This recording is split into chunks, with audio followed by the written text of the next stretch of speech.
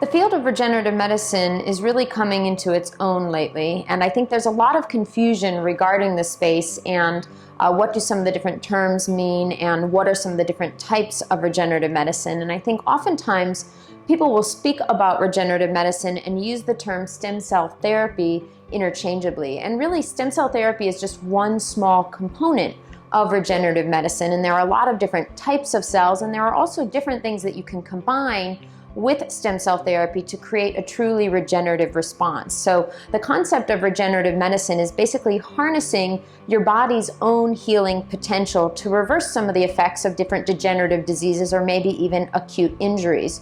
So in the case of BioHeart, we really focus on bringing all of these different modalities together to create a truly regenerative response. In the case of stem cell therapy, there are a variety of different types of cells that can be utilized to encompass this concept of regenerative medicine. So the most primitive type of stem cell would be an embryonic type stem cell. And of course, embryonic stem cells have a lot of ethical issues associated with them and oftentimes are utilized in the political arena as part of political campaigns. And in this case, at BioHeart, we utilize what are referred to as adult stem cells. And these are cells that can be obtained from an adult tissue and an adult source, meaning that we don't have to utilize any sort of embryo to obtain those cells.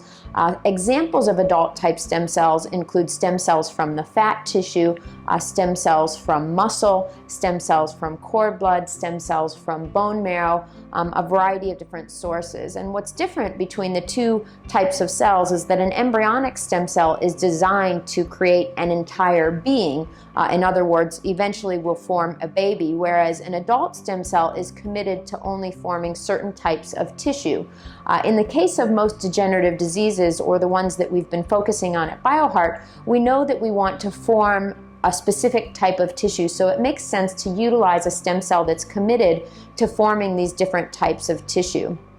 In the field in general, I think what we're going to begin to see is that the combining of some of these different stem cell techniques with things like biologics, cell enhancers, different devices, and even gene therapy, and putting all of these different things together to create a truly regenerative response for patients. There are two different ways that you can utilize stem cell therapy. One is being an autologous source, meaning that it would come from your own sample, own tissues, versus an allogeneic, which means that it would come from somebody else's tissue.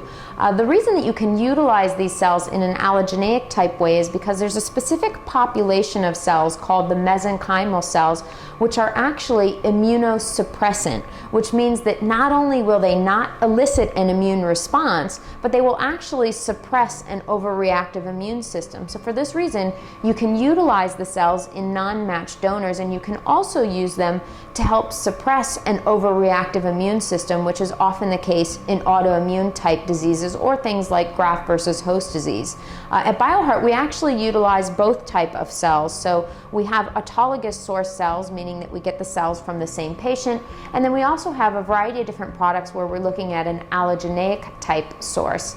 In particular, we can utilize cells from another patient that have been culture expanded to isolate those mesenchymal type cells, and those will not elicit an immune response if we place them into a non-matched donor.